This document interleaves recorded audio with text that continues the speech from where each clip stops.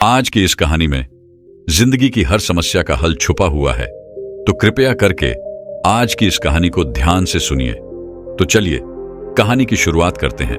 यह कहानी जिंदगी को देखने का एक नया नजरिया सिखाएगी, और अगर आपने इस कहानी से मिलने वाली सीख को समझ लिया तो आपकी पूरी जिंदगी बदल जाएगी। साम, जो कि इस कहानी का नायक है, उसे एक रात बुरा सपना आता है जिसमें वह हर रोज की तरह अपने गुरु के आश्रम में तलवारबाजी के मुश्किल दांवपेचों का अभ्यास कर रहा था। उसका अभ्यास अच्छा चल रहा था, लेकिन जैसे ही वह एक ऊंची छलांग लगाकर जमीन में वापस आता है, उसका एक पैर टूटकर कांच के टुकड़ों की तरह बिखर जाता है। उसकी ऐसी हालत देखकर सभी लोग डर जाते हैं, लेकिन एक रहस्यमय आदमी बड़ी शांति से उन टुकड़ों को इकट्ठा करने लगता है, जिसने भूरे रंग के जूते पहने हुए थे। साम घबराकर नींद से जाग जाता है। उस समय रात्रि का अंतिम प्रहर चल रहा था और वह खुद को शांत करने के लिए बाहर टहलने निकल जाता है। कुछ देर चलने के बाद वह एक पुराने से घर के बाहर आकर रुक जाता है और उसके बाहर बने चबूतरे पर जाकर बैठ जाता है। तभी एक बूढ़ा आदमी उस घर से बाहर निकलता है, जिसने बिल्कुल वैसे ही जूते पहन रखे थे जैसे साम ने अपने सपने में देखे थे। साम उसे कहता है कि तुम्हारे पैरों में अलग अलग जूते हैं। तो जवाब में वह आदमी कहता है कि इसमें से एक जूता नया है और दूसरा पुराना। फिर साम वहां से उठकर जाने लगता है और वह आदमी वहीं चबूतरे पर बैठ जाता है। लेकिन जब अगले ही पल शाम पीछे मुड़कर उस आदमी को देखता है, तो वह आदमी उस घर की छत पर पहुंच चुका था, जो कि आश्चर्यचकित कर देने वाली बात थी, क्योंकि एक बूढ़े आदमी के लिए बिना किसी सहारे के इतनी जल्दी छत पर पहुंच जाना असंभव बात थी।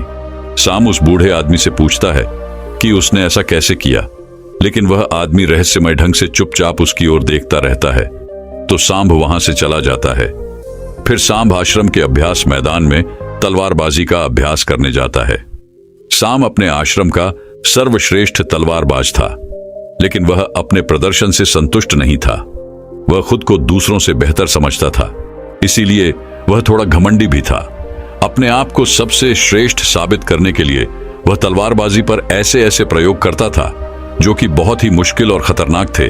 ऐसे प्रयोग करके वह सर्वश्रेष्ठ तलवारबाज बनना चाहता था, क्योंकि तलवारबाजी के क्षेत्र में ऐसे प्रयोग और अभ्यास आज तक किसी ने नहीं किए थे। लेकिन उन अभ्यासों को वह कर नहीं पा रहा था और बार बार जमीन पर गिर जाता था। उसके गुरु को यह सब जानलेवा अभ्यास पागलपन लगते थे। वह उससे कहते हैं कि तुम एक बेहतरीन योद्धा हो, लेकिन तलवारबाजी के इन अभ्यासों को कर पाना संभव नहीं है, क्योंकि इसके लिए असाधारण ताकत, अचूक टेक्निक और निडरता की जरूरत है। और अगर तुमसे जरा सी भी गलती हुई तो तुम बुरी तरह घायल हो सकते हो, या फिर तुम्हारी जान भी जा सकती है। गुरु की बातें शाम को दुखी कर देती हैं। उसे इन विशेष अभ्यासों को करने के लिए विशेष प्रशिक्षण की जरूरत थी, तो मदद मांगने वह उस बूढ़े आदमी के पास चला जाता है। शाम उससे पूछता है कि आप पलक झपकते ही उस ऊंची दीवार पर उस दिन कैसे चढ़ गए थे, क्योंकि मैं खुद एक योद्धा हूं और मैं अच्छी तरह यह जानता हूं कि कोई भी योद्धा ऐसा नहीं कर सकता। वह आदमी कहता है, उसे समझने के लिए अभी तुम बहुत कमजोर हो और तुम्हें बहुत कुछ सीखने की जरूरत है। लेकिन शामू को अपने अभ्यास और ज्ञान पर बहुत घमंड था, इसीलिए वह कहता है कि मुझे हर चीज की जानकारी है और तुम मुझसे कोई भी सवाल पूछ सकते हो। तो वह बूढ़ा आदमी उससे पूछता है कि क्या तुम खुश हो? शाम को यह प्रश्न भी मतलबी लगता है, लेकिन फिर भी वह कहता है कि मेरे पिता के पास बहुत सारा धन है, मैं पढ़ाई में भी अच्छा हूं, मेरे अच्छे मित्र हैं, मैं देखने में भी सुंदर हूं और लड़कियां मुझे पाने के लिए मरती हैं। जवाब में वह बूढ़ा आदमी कहता है कि अगर तुम्हारे पास सब कुछ है तो फिर तुम रात में सो क्यों नहीं पाते? तुम कल भी रात्रि के अंतिम प्रहर में मेरे पास आए थे और आज भी तुम रात्रि के अंतिम प्रहर में ही आए हो। उस बूढ़े व्यक्ति की रहस्यमय बातें सुनकर शाम उसकी तुलना दुनिया के महान दार्शनिकों से करने लगता है और उसे दार्शनिक बाबा के नाम से ही बुलाने लगता है। उसके बाद वह आदमी पूछता है कि अगर तुम देश के सर्वश्रेष्ठ तलवारबाज की प्रतियोगिता का हिस्सा ना होते तो तुम क्या कर रहे होते? यह प्रश्न सांभ को अंदर से हिलाकर रख देता है, क्योंकि उसने सर्वश्रेष्ठ तलवारबाज बनने के अलावा और कुछ भी नहीं सोचा था। पर उस बूढ़े आदमी ने यह सवाल पूछा क्यों? सांभू को लगता है कि वह आदमी सनकी है, इसीलिए वह घबराकर वहां से चला जाता है और उसे भूलने का प्रयास करने लगता है। अपनी रोजमर्रा की जिंदगी की तरह वह दोस्तों के साथ मजे करता है, नशा करता है और लड़कियों को आकर्षित करके उनके साथ समय बिताता है। पर इसी दौरान अचानक सिर्फ एक पल के लिए वह दार्शनिक बाबा उसके सामने आ जाता है, जो एक इशारा था कि सांब अपनी हरकतें सुधारे। तो सांब दार्शनिक बाबा से मिलने उसके पास चला जाता है। उन दोनों में थोड़ी बातचीत के बाद गीता नाम की लड़की खाना लेकर आती है, जो कि उस बूढ़े व्यक्ति की मुंह बोली बेटी थी। फिर वो दोनों खाना खाने लगते हैं तो सांब अपने मुंह में खाना ठूसने लगता है और जल्दी जल्दी खाने लगता है। लेकिन दार्शनिक बाबा कहता है कि तुम्हें अपना खाना आराम से आनंद लेते हुए खाना चाहिए। वह कहता है कि तुम्हारे अंदर बहुत बुरी आदतें हैं और अगर तुम मुझसे प्रशिक्षण लेना चाहते हो तो आज से ही तुम्हें मित्रों के साथ बेमतलब घूमना, नशा करना, मांस खाना, सब शारीरिक संबंध बनाना बंद करना पड़ेगा। लेकिन शाम को अपने प्रशिक्षण और अभ्यास पर बहुत घमंड था, तो दार्शनिक बाबा उसे कुछ समय के लिए घुटने मोड़कर खड़े रहने के लिए कहता है, जो देखने में तो बहुत आसान लगता है, लेकिन थोड़ी ही देर में सांब का सब्र जवाब दे देता है और वह वहीं जमीन पर गिर पड़ता है। अपना घमंड टूटने और खुद को बेइज्जत महसूस करने के बाद शाम गुस्से में वहां से जाने लगता है। तो दार्शनिक बाबा उसे कहता है कि आत्मा अनुभव हमें बहुत सी नई चीजें सिखाता है। हमारे अंदर हर सवाल का जवाब है, इसलिए बाहर से सोचना बंद करो और अपने अंदर अपने आत्म अनुभव से उनके जवाब ढूंढो। फिर तुम्हें पता चलेगा कि तुम रात को इसलिए नहीं सो पाते क्योंकि तुम अंदर से खाली हो और तुम्हें अपने खालीपन से डर लगता है। वह यह भी कहता है कि एक योद्धा के लिए शरीर और दिमाग दोनों पर नियंत्रण होना बेहद जरूरी है और वह शाम को एक योद्धा की तरह प्रशिक्षित करने के लिए मान जाता है। अगले दिन शाम जो अपने आश्रम के अभ्यास मैदान में जाता है तो वहां उसे पता चलता है कि उसके मित्र सबल के हाथ में अभ्यास के दौरान गहरी चोट आ गई है और अब सबल देश की सबसे बड़ी प्रतियोगिता में हिस्सा नहीं ले पाएगा। इस बात से सबल को प्रशिक्षित करने वाला शिक्षक बहुत परेशान था, क्योंकि सबल तीरंदाजी में सबसे श्रेष्ठ योद्धा था। रात को शाम फिर दार्शनिक बाबा से मिलने जाता है। उस समय दार्शनिक बाबा बैलगाड़ी के पहिए को सुधार रहे थे। वह सामने से एक लोहे का टुकड़ा मांगता है, तो सांब भी जानबूझकर उस लोहे के टुकड़े को बाबा की तरफ तेजी से फेंकता है, लेकिन बाबा बिना उसकी ओर देखे बड़ी आसानी से उस लोहे के टुकड़े को अपने हाथों में पकड़ लेता है। शाम दोबारा से ऐसा करता है, लेकिन दार्शनिक बाबा फिर से उसे बिना देखे पकड़ लेता है। दार्शनिक उससे कहता है कि हमारे दिमाग में लाखों बेतुके विचार चलते रहते हैं, जो हमारे लक्ष्य को धुंधला बनाकर हमें भटका देते हैं। फिर वह शामू को थप्पड़ मारकर उसे उकसाता है और बदले में मुक्का मारने के लिए कहता है। पहले तो शाम शांत रहता है, लेकिन जब वह दार्शनिक बाबा पर हमला करता है तो दार्शनिक उसे पलक झपकते ही चारों खाने चित्र कर देता है और उससे कहता है कि अपने लक्ष्य के अलावा जो कुछ भी तुम्हारे दिमाग में चल रहा है वो सब बेकार है। उस कचरे को अपने दिमाग से बाहर निकाल दो। और वह उसे अगली सुबह नदी के पुल के ऊपर मिलने बुलाता है। अगले दिन जब शाम नदी के पुल पर पहुंचता है तो दार्शनिक उसे धक्का देकर उनसे नीचे गिरा देता है। शाम गुस्से में दार्शनिक पर चिल्लाने लगता है। तब दार्शनिक कहता है, जिस पल तुम नीचे गिर रहे थे उस पल तुम्हारा दिमाग बिल्कुल खाली था, अब फिर से उसमें कचरा भर चुका है। शाम गुस्से में कहता है कि मेरे दिमाग में कोई कचरा नहीं भरा है। तो दार्शनिक शाम के दिमाग पर नियंत्रण करके वह सब देखने लगता है जो उसके दिमाग में चल रहा था। फिर वो कहता है कि अगर तुम अपना ध्यान इन फिजूल के विचारों में रखोगे तो तुम अपने वर्तमान के पलों को जी नहीं पाओगे, और जब तुम अपना सारा ध्यान वर्तमान के पलों में रखोगे तब तुम्हें पता चलेगा कि तुम क्या कर सकते हो और कितने अच्छे से कर सकते हो। शाम को चोट लगने के बाद तीरंदाजी सिखाने वाला शिक्षक सभी छात्रों की परीक्षा ले रहा था। इस दौरान शाम दार्शनिक के सिखाए तरीके से अपने ध्यान को एकाग्र करने में सफल हो जाता है और पूरी एकाग्रता के साथ तीरंदाजी का बेहतरीन प्रदर्शन करके दिखाता है, जो कि शायद सबल से भी बेहतर था। सभी लोग शाम के ऐसे प्रदर्शन को देखकर हैरान रह जाते हैं। फिर उस रात शाम दार्शनिक को पूरी बात बताता है। वह खुश था और उसे अपने प्रदर्शन पर गर्व था, क्योंकि दूसरे खिलाड़ी योद्धा उससे जलने लगे थे। लेकिन दार्शनिक की उसकी बातों में कोई दिलचस्पी नहीं थी। वह कहता है कि तुम अभी भी अतीत में जी रहे हो और तुम्हें अपने प्रदर्शन पर घमंड भी है। इसका मतलब अभी तुम कुछ भी नहीं सीखे। इतना कहकर वह उसे घर जाने के लिए कहता है और आज रात उसे कुछ भी सिखाने से मना कर देता है। लेकिन यहां कुछ अजीब होता है। शाम वहां छुपकर सुबह होने का इंतजार करता है और सुबह होते ही दार्शनिक का पीछा करने लगता है। दार्शनिक शाम के आश्रम के अभ्यास मैदान में चला जाता है और जाकर एक ऊंचे स्थान में बैठ जाता है। जब शाम उसके बगल में जाकर बैठता है तो वह महसूस करता है कि वो सभी खिलाड़ी योद्धाओं के दिमाग को पढ़ पा रहा है। वो उनके दिमाग में चल रही सभी बातों को सुन सकता है। उसे हैरानी तो तब होती है जब शाम स्वयं को उस अभ्यास मैदान में आते हुए देखता है। यह देखकर वह अपनी जगह से नीचे गिर जाता है। फिर उसे पता चलता है कि यह सब तो उसका भ्रम है। ना तो सुबह हुई थी और ना ही उसने दार्शनिक का पीछा किया था। यह तो दार्शनिक था जो उसके दिमाग से खेल रहा था। दार्शनिक उससे कहता है कि अभी तो बहुत कुछ सीखना बाकी है, लेकिन शाम बुरी तरह से डर चुका था तो वह घबराकर वहां से चला जाता है। इस घटना का शाम पर उल्टा असर पड़ता है। उसका आत्मविश्वास नीचे गिरने लगा था, जो उसके साथी योद्धा भी महसूस करते हैं और उसका शिक्षक भी, क्योंकि उसका प्रदर्शन कमजोर पड़ने लगा था। अगले दिन वह दार्शनिक के घर के बाहर गीता को देखता है, जो कि दार्शनिक के लिए खाना लेकर आई थी। वह उससे कहता है कि मुझे लगा था कि दार्शनिक के तरीकों से मैं एक बेहतर योद्धा बन सकता हूं, लेकिन मेरे साथ बिल्कुल उल्टा हो रहा है। फिर दार्शनिक शाम से वो सारे काम करवाता है जो आज से पहले उसने कभी नहीं किए थे, जैसे कि कचरा साफ करना, गंदगी साफ करना, कपड़े धोना, लोगों की मदद करना, घूमना और गप्पे मारना बंद, मांस खाना बंद। सामने ये सब कर तो रहा था, लेकिन उसे ये सब बेमतलब लग रहा था। उसका प्रदर्शन सुधरने की बजाय दिन प्रतिदिन खराब होता जा रहा था, क्योंकि वह दार्शनिक की बातों को समझ नहीं पा रहा था। और एक दिन तंग आकर वह दार्शनिक से झगड़ने लगता है।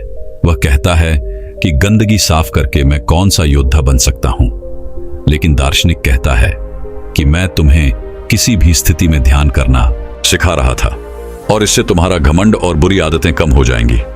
लेकिन शाम का गुस्सा बढ़ता ही जा रहा था। वह कहता है कि तुमने पहले दिन मुझसे पूछा था कि क्या मैं खुश हूं, तो आज मैं तुमसे पूछता हूं कि क्या तुम इस खंडर में खुश हो। असल में शामू को लगता है कि दार्शनिक जिंदगी से हारा हुआ व्यक्ति है, जो अपनी जिंदगी में सफल नहीं हो पाया है, और उसकी रहस्यमय बातें सुनकर वह गलती से उसके चक्कर में फंस गया है। दार्शनिक उसे अपनी भावनाओं पर काबू करने के लिए कहता है, लेकिन शाम तो उसकी एक भी सुनने को तैयार नहीं था और गुस्से में वह दार्शनिक से कहता है कि अपनी खुशी में खुद तलाश लूंगा, और अपना प्रशिक्षण छोड़कर वहां से चला जाता है। अफसोस शाम ये समझ नहीं पाया कि दार्शनिक उसे निस्वार्थ भाव से दूसरों की सेवा करना सिखा रहा था, जिससे उसका घमंड कम हो सकता था। खैर, शाम ने अपनी पुरानी दिनचर्या को वापस अपना लिया था, जैसे नशा करना, मांस खाना, दोस्तों के साथ भी समय बर्बाद करना, लड़कियों को आकर्षित करके उनके साथ समय बिताना और दूसरों से श्रेष्ठ लिखने के लिए जानलेवा अभ्यास करना। एक दिन ऐसे ही जब वह खतरनाक अभ्यास कर रहा था, तब ऊंचाई से गिरने पर उसका पैर बुरी तरह घायल हो जाता है। फिर इलाज के दौरान उसे पता चलता है कि उसके दाहिने पैर की हड्डी सिर्फ टूटी नहीं है, बल्कि चकनाचूर हो गई है, जिसमें अलग अलग 17 दरारें पड़ चुकी हैं। चिकित्सक उससे कहते हैं कि अगर तुम अपना ठीक से ध्यान रखोगे तो अगले कुछ महीनों में तुम चलने लगोगे, सिर्फ चलने। शाम को पता चल चुका था कि उसका सर्वश्रेष्ठ तलवारबाज बनना लगभग असंभव हो चुका है, क्योंकि उसे चलने के लिए भी बैसाखी का सहारा लेना पड़ता था और उसका प्रशिक्षण भी पूरी तरह से बंद हो चुका था। टांग टूटने के साथ ही अब उसका घमंड भी टूट चुका था। फिर एक दिन गीता उससे मिलती है। उसे शाम की चिंता हो रही थी, क्योंकि देश की सबसे बड़ी प्रतियोगिता में हिस्सा लेने का उसका सपना टूट चुका था। वो दोनों एक दूसरे को अच्छी तरह से समझते थे और वो एक दूसरे को पसंद भी करने लगे थे। शाम अपने सपने को यूं ही टूटता हुआ नहीं देखना चाहता था, इसीलिए वह अपने शिक्षक से मिलता है और कहता है कि मैं अभी की छोटी छोटी प्रतियोगिताओं में तो हिस्सा नहीं ले पाऊंगा, लेकिन 10 महीने बाद योद्धाओं के चुनाव की जो अंतिम प्रतियोगिता होगी, मैं उसमें जरूर हिस्सा लूंगा। जिसके लिए उसने प्रतियोगिता कराने वाली समिति को अपना आग्रह पत्र भी भेज दिया है। लेकिन शिक्षक को उसकी हालत देखकर लगता है कि श्याम अब कभी भी प्रतियोगिता में हिस्सा नहीं ले पाएगा, क्योंकि उसके पैर की हड्डियां टूटी हुई है और अब उसका प्रशिक्षण भी बंद हो चुका है। अपने सपने को टूटता हुआ देखकर श्याम गुस्से से भर जाता है और घर जाकर तोड़-फोड़ करने लगता है। यह दौर उसकी जिंदगी का सबसे मुश्किल दौर था। उसका सब कुछ बर्बाद हो चुका था। अब उसके जिंदा रहने का कोई मतलब नहीं था। इसलिए अपनी जिंदगी खत्म करने के लिए वह एक ऊंची इमारत पर चढ़ जाता है। इससे पहले कि वो नीचे कूद पाता, वहां कुछ अजीब होने लगता है। उसे एक इंसान नजर आता है जो कोई और नहीं बल्कि उसी की बुरी परछाई थी। वो परछाई उसके घमंड, उसके गुस्से, उसके डर, उसके संदेह और उसके अंदर चल रही उथल पुथल की थी। वो कोई और नहीं बल्कि उसी के अंदर का शैतान था। वो शामू को नीचे कूदने के लिए उकसा रहा था। यहां शाम समझ जाता है कि अगर वो अपने अंदर की सभी बुराइयों को खत्म कर देगा तो उसके अंदर शांति आ जाएगी। तभी वह शैतान नीचे गिरकर हमेशा के लिए खत्म हो जाता है। लेकिन यह सब तो बस उसका एक सपना था। वह शैतान तो अभी भी उसके अंदर ही था। उसने सपने के जरिए अपनी जिंदगी की सच्चाई को देखा था। तो मदद मांगने वह दार्शनिक के पास चला जाता है। फिर शाम दार्शनिक के पास जाकर रोने लगता है। दार्शनिक उसे कहता है कि हर चीज का एक मकसद होता है। अब तुम्हें अपने सवालों के जवाब अपने अंदर से ही ढूंढने पड़ेंगे, और जब तक तुम्हें अपने अंदर से कोई खास जवाब नहीं मिलता तब तक तुम उस पेड़ के नीचे बैठे रहो। शाम पेड़ के नीचे बैठकर सोचने लगता है। उसके पास समय तो बहुत था, लेकिन वो क्या सोचे उसे यह पता नहीं था। वो बार बार अपने नए जवाब के साथ दार्शनिक से मिलता, लेकिन हर बार दार्शनिक उसके जवाब से संतुष्ट नहीं होता था और उसे वापस भेज देता था। फिर सारी रात सोचने के बाद जब सुबह वह एक नई शादीशुदा जोड़े को देखता है तो उसे अपना जवाब मिल जाता है कि हमारी जिंदगी का एक एक पल बहुत खास है। हमें अपनी जिंदगी की कद्र करनी चाहिए। उसका यह जवाब सुनकर दार्शनिक खुश हो जाता है। शाम को अपनी जिंदगी की कीमत पता चल चुकी थी। अब ऊंची इमारत से कूदने के विचार उसके दिमाग में नहीं आएंगे। दार्शनिक के साथ रहते हुए वह बहुत सी नई बातें सीखता है। दार्शनिक उसके अंदर फिर से जीने की आशा देखता है और अपनी जिंदगी फिर से शुरू करने के लिए उसे तैयार करता है।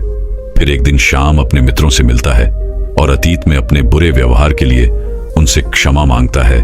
उसके मित्र शाम का यह रूप देखकर हैरान रह जाते हैं। दार्शनिक के विचारों ने शाम को पूरी तरह से बदल दिया था और एक दिन शाम दार्शनिक से कहता है कि वो उसी की तरह लोगों के निस्वार्थ भाव से सेवा करने के लिए तैयार है। लेकिन दार्शनिक उसे उसकी तलवारबाजी का प्रशिक्षण फिर से शुरू करने के लिए कहता है, पर संघ उससे सहमत नहीं होता। वो कहता है कि मेरे पैर की हड्डी टूटी हुई है, मैं यह नहीं कर सकता। दार्शनिक कहता है कि एक योद्धा कभी भी अपनी जीत या श्रेष्ठता की चिंता नहीं करता। उसे जो काम सबसे प्यारा है वो उसे करता रहेगा, चाहे उसमें उसकी जान ही क्यों न चली जाए। फिर दार्शनिक उसे अभ्यास के लिए एक छोटे से मैदान में ले जाता है जिसे उसने तब तैयार किया था जब शाम घायल होकर बिस्तर में पड़ा था। अपने पैरों में चोट होने के बावजूद भी शाम मेहनत और लगन से अभ्यास करता है और खुद को आने वाली प्रतियोगिता के लिए तैयार करता है। और एक दिन जब वह अभ्यास के लिए अपने पुराने आश्रम में जाता है तो उसे देखकर उसके साथी योद्धा और शिक्षक हैरान रह जाते हैं। लेकिन शाम की परेशानी तो तब बढ़ती है जब उसका शिक्षक उसे एक चिट्ठी देता है। प्रतियोगिता आयोजित कराने वाली समिति ने शाम की याचिका को खारिज कर दिया था। समिति ने शाम के चिकित्सकों से बात की। उन्होंने शाम के शिक्षक से भी पूछा, लेकिन शिक्षक ने शाम को अपने घमंड में आकर जानलेवा अभ्यास करते हुए देखा था। उसे लगता था कि शाम इस प्रतियोगिता के लिए पागलपन की किसी भी हद तक जा सकता है, जो एक दिन खुद को ही मार डालेगा। इसलिए उसने शाम की हिस्सेदारी का समर्थन नहीं किया। अपने मंजिल के इतने करीब आकर एक बार फिर से उसका सपना टूट जाता है। दार्शनिक उससे कहता है कि कोई भी असहमति पत्र तुम्हें रोक नहीं सकता, तुम वो करते रहो जो तुम्हें अच्छा लगता है। लेकिन शाम कहता है कि मेरा लक्ष्य सिर्फ अभ्यास करना नहीं बल्कि देश की सबसे बड़ी प्रतियोगिता में स्वर्ण पदक जीतना है। दार्शनिक कहता है कि स्वर्ण पदक जीतना सिर्फ एक लालच है, अगर वह मिल भी जाए तो क्या, जब तक तुम अंदर से खुश नहीं हो कोई भी बाहरी चीज तुम्हें खुशी नहीं दे सकती। दार्शनिक उसे अपनी भावनाओं पर काबू करने के लिए कहता है, लेकिन शाम बहुत परेशान था। वो गुस्से में आकर दार्शनिक से कहता है कि मैं अपना सब कुछ छोड़ने के लिए तैयार था, लेकिन तुमने मुझे फिर से प्रशिक्षण के लिए कहा। वो काफी हताश हो चुका था। उसे कुछ समझ नहीं आ रहा था, तो अपने अंदर से जवाब ढूंढने के लिए वो उस पेड़ के नीचे बैठ जाता है। दार्शनिक उसकी तरफ देखता है। फिर दार्शनिक उसे कल सुबह अपने साथ एक पहाड़ के ऊपर चलने के लिए कहता है, जहां कोई खास चीज है। फिर अगली सुबह बुरी तरह थका देने वाला लंबा सफर तय करके जब वह पहाड़ी की चोटी पर पहुंचता है, तो शाम दार्शनिक से पूछता है कि बताओ, आप मुझे क्या दिखाना चाहते थे? यह पहाड़, यह नजारा, या फिर कुछ और? तो दार्शनिक उसके पैर के पास पड़े एक पत्थर की ओर इशारा करता है और कहता है, मैं तुम्हें यह पत्थर दिखाने के लिए यहां लाया हूं। इतना सुनने के बाद श्याम निराश हो जाता है। वह कहता है कि आधे दिन का इतना लंबा सफर तय करके हम यहां इस मामूली पत्थर को देखने आए हैं। फिर उसे एहसास होता है कि दार्शनिक जरूर उसे कुछ समझाना चाहता है। थोड़ी देर सोचने के बाद वह समझ जाता है कि जब तक उसे मंजिल के बारे में पता नहीं था, तब तक वह अपने सफर का आनंद ले रहा था और वह खुश था। लेकिन जैसे ही वो मंजिल तक पहुंच गया, उसकी खुशी खत्म हो गई, क्योंकि जो खुशी सफर में है वो मंजिल को पाने में नहीं। श्याम यह भी समझ चुका था कि उसका लक्ष्य हासिल करने का सपना भी इस पत्थर की तरह ही है, जिसे हासिल करने या ना करने से कोई फर्क नहीं पड़ता, क्योंकि असली खुशी तो सफर के दौरान है और अपने सफर का आनंद लेते हुए वह बिना किसी हार जीत की चिंता किए मैदान में अभ्यास करने लगता है। उसका बेहतरीन प्रदर्शन देखकर सभी हैरान हो जाते हैं और उसका शिक्षक उसे अंतिम चुनावी प्रतियोगिता में ले जाने के लिए मान जाता है। शाम अपने साथ दार्शनिक को भी ले जाना चाहता था, लेकिन जब वह उस पुरानी इमारत में पहुंचता है तो उसे पता चलता है कि दार्शनिक वहां से हमेशा के लिए जा चुका है। शायद दार्शनिक अपना काम पूरा कर चुका था। फिर अंतिम चुनावी प्रतियोगिता में श्याम अपना सर्वश्रेष्ठ प्रदर्शन करता है। उसका अपने दिमाग पर पूरा नियंत्रण था। उसे प्रतियोगिता जीतने का लालच या डर नहीं था। वो तो बस इस पल का आनंद ले रहा था। इतनी भयंकर दुर्घटना के बाद भी उसका ऐसा श्रेष्ठ प्रदर्शन देखकर सभी लोग बहुत ज्यादा हैरान थे। इसके बाद सामने अंतिम प्रतियोगिता में देश के सबसे बड़े योद्धा का खिताब जीता और उसने गीता के साथ शादी भी कर ली। बाद में सामने अपनी किताबों और बातों के माध्यम से दार्शनिक के विचारों को जनता के पास पहुंचाने का प्रयास किया। तो दर्शकों, चलिए अब सफलता के ऊपर अगली रोचक कहानी की शुरुआत कुछ इस प्रकार होती है। एक बहुत बड़ा चोर था। उसने अपनी पूरी जिंदगी चोरियां ही की थी, लेकिन वो कभी भी पकड़ा नहीं गया। सारी दुनिया जानती थी कि वह चोर है। उसके चोर होने की खबर सम्राट तक को थी। सम्राट ने तो उसे एक बार दरबार में बुलाकर सम्मानित भी किया था कि तू अद्भुत आदमी है, दुनिया जानती है, हम भी जानते हैं कि तू चोर है। तूने कभी अपनी असलियत छुपाई भी नहीं और चोरी करते हुए तू कभी पकड़ में आया नहीं।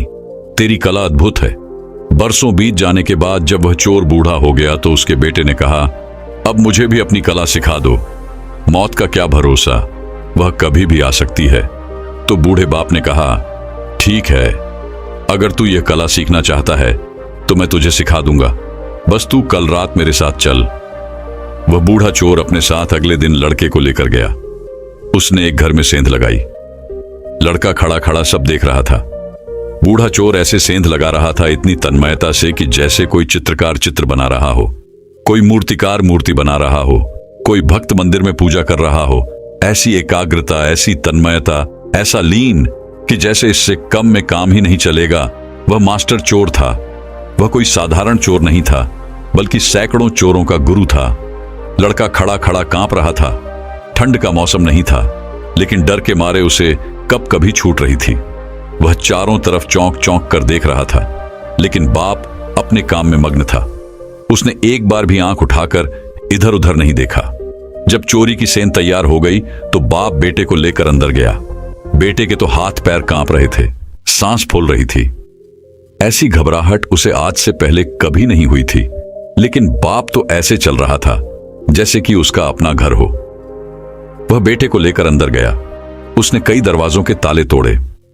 फिर उसने कपड़े की एक बहुत बड़ी अलमारी का ताला तोड़ा और बेटे से कहा, तू इसके अंदर जा।